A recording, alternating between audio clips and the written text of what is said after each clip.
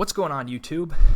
This is going to be a primer series on one of my favorite modern decks and one of my first modern decks, and that is Green-White Bogles, also known as Green-White Aura Hexproof. So the main concept of the deck is that it is a green-white aggro deck that focuses on putting many auras on one creature to win.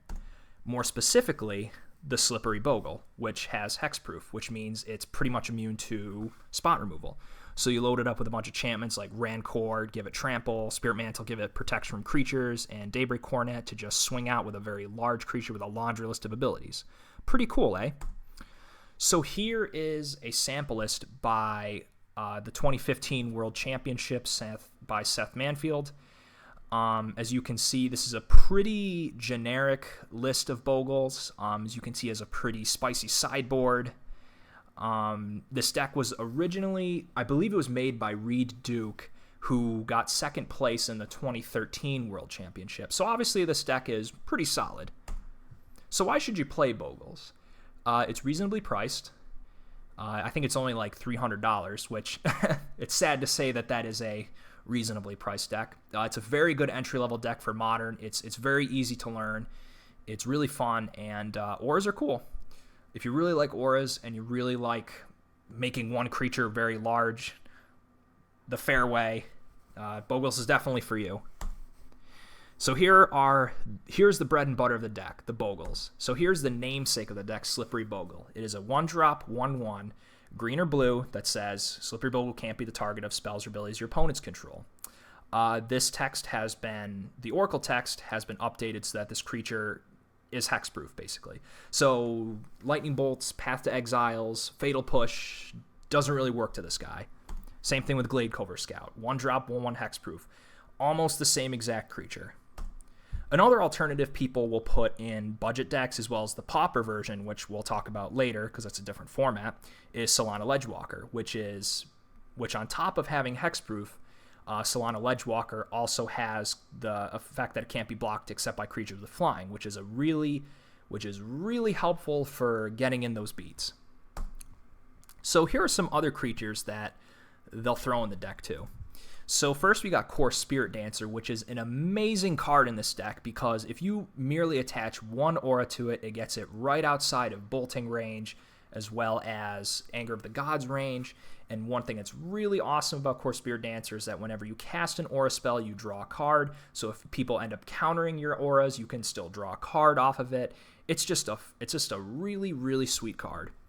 And Dryad Arbor is another creature people use because one of the downfalls of this deck is, okay, so I can't target your dude with Lightning Bolt. What if I play Liliana and make you sack a creature? So now you got to sack your creature with all your auras to it.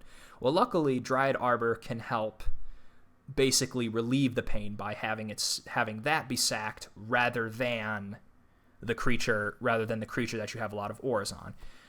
Dryad Arbors are always one-ofs in the deck. It's mainly useful as it's more for a utility rather than an actual something you'll actually beat down with. In my experience of the deck, I've never beaten down with Dryad Arbor unless I was like really desperate. So here are the offensive auras that help you win the game. So first you got Rancor, which is amazing. It gives you +2/+0 and trample. And if your creature were to die or Rancor were to get destroyed, you can just put it back in your hand and then replay it that turn. Really awesome. You got Ethereal Armor, which makes your creature absolutely massive from all the enchantments you put on. You got Daybreak Coronet, which gives it a laundry list of abilities, but the only downfall is that it has to be enchanted. It has to have another aura on that creature in order for you to enchant it to it, but still, +3/+3 First Strike, Vigilance, and Lifelink is really good. You got Spirit Mantle, which gives it +1/+1 protection from creatures, which makes it unblockable, which is awesome. And lastly, Unflinching Courage, aka the Modern Armadillo Cloak, gives it +2/+2 Trample, Lifelink. So these are obviously very good tools to beat up our opponents. So I guess what would defend our creatures from board wipes like Supreme Verdict or Damnation, which destroy all creatures? So there's this neat little mechanic from Rise of the Eldrazi called Totem Armor, which says if enchanted creature would be destroyed, instead remove all damage from it and destroy this aura. this is a great and fantastic keyword ability, because if we attach these auras to the creature, not only does it give it a keyword ability and +1/+1, but also it can help protect our creatures from these board wipes. Keen Sense is one that a lot of people throw in that don't necessarily utilize Core Spirit Dancer. It's basically just another way to draw cards too. We really want to draw cards in this deck. It's really important. And Spirit Link is a 1 or 2 of in this deck. One very interesting fact about this card is that the way the oral text has a nuance is that whenever enchanted creature deals damage, you gain that much life is actually different than lifelink. And we'll talk about that later. The other spell that they put in is Path to Exile, which is mainly just to get blockers out of the way. So, non-basic lands. This is a green-white deck, and the main goal of this deck is we want to get our green and white mana sources out as quickly as possible. So, Razorverge Thicket is actually the perfect land for this deck, because the first 2 or 3 turns, we want to make sure we have a lot of access to green and white, because cards like Daybreak Coronet have a lot of devotion. It requires 2 mana symbols. In case you picked a hand with only 2 lands, if there were 2 Razorverge Thickets, you should be good, unless you're playing a Blood Moon deck. You got your fetches, which help thin out your deck. Thinning your deck doesn't really do much, but in reality, it actually does help just by a little bit. Windswept Heath definitely a 4 of. Razorverge Thicket's definitely a 4 of. And of course, Temple Garden's definitely a 4 of. It's not really a big deal if you turn 1 fetch for an untapped Temple Garden, pay 3 life. It's not a big deal because all your creatures have lifelink anyways. You'll just gain that life back. Horizon Canopy is a really expensive card, but the fact that it helps us draw a card is really essential to helping us stay in the game long term. And once again, paying life is not a big deal because our creatures have lifelink.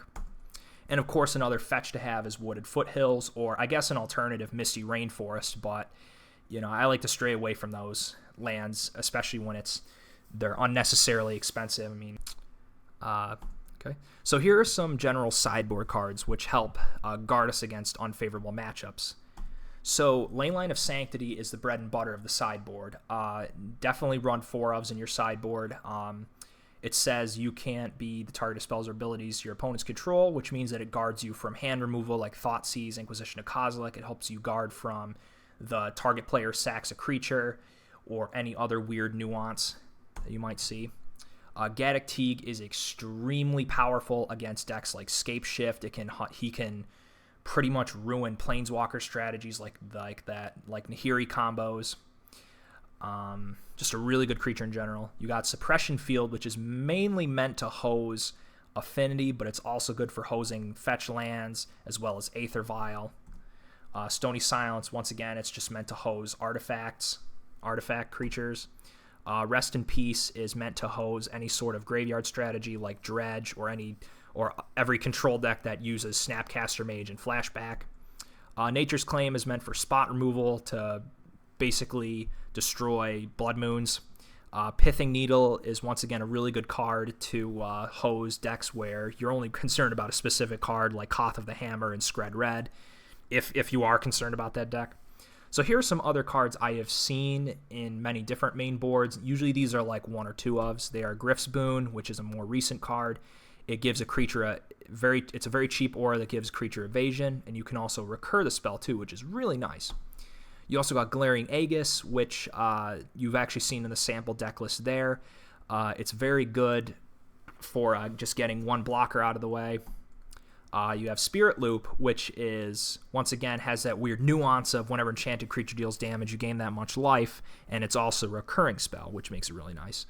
And I've seen Open the Armory too, which is the tutor to search for an Aura of Equipment card. Open the Army is a fantastic card in Commander, but in this deck, late game, it's good to have this card just so you can search for like a Griff's Boon or something like that.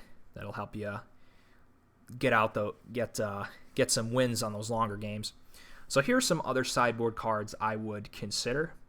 Spellskite, really good card against the mirror match, as well as any sort of as well as Infect decks.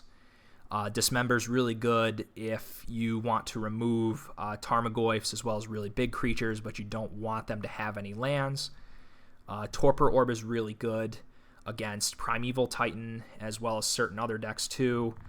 It's probably good against the Eldrazi decks against Thought-Knots here because your creatures don't... I mean, it breaks the symmetry because your creatures don't have Enter the Ability triggers. Excuse me. Relic of Progenitus is meant to flush out graveyards. Grafdigger's Cage can help prevent Malira Company decks from going off, as well as the janky Tooth and Nail. Seal of Primordium. This is a key one because one of the weaknesses to this deck is Chalice of the Void, because you have a lot of 1-drops and 2-drops. So obviously they're going to set their Chalice for 1 or 2. It's good to have this card out and just wait for the Chalice to come out, so that way you can just smack the Chalice, and then basically that's over for them. Surgical Extraction is another card I recommend to guard against those really janky combo decks, and I guess not just janky, but like good combo decks too. It's really good against Goryo's Vengeance too, because once you've seen a Grizzlebrand in a graveyard, it's like, all right, now I'm gonna get rid of that. So why isn't this a top tier deck?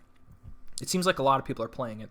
The reality about Modern is that you can really be good with any deck if you have enough experience, if you are really good at mulliganing, and also if you're really good at sideboarding. But the few things I've noticed about this deck is that it has very awkward top decks. And especially because a lot of times you'll draw Aura when you don't really need one too much. You'll draw a land when you need a creature. This deck doesn't run that many creatures, so it doesn't really draw into creatures that much. The deck tends to be a little fragile at times. With well-placed removal, this deck can be beaten if, say, your opponent managed to play Anger of the Gods or Supreme Verdict at the right time. It can be really hard to restabilize. So this is just part 1 of the primers. The facts and questions and a more detailed, thorough analysis of the deck will be covered in future videos. Thanks for watching.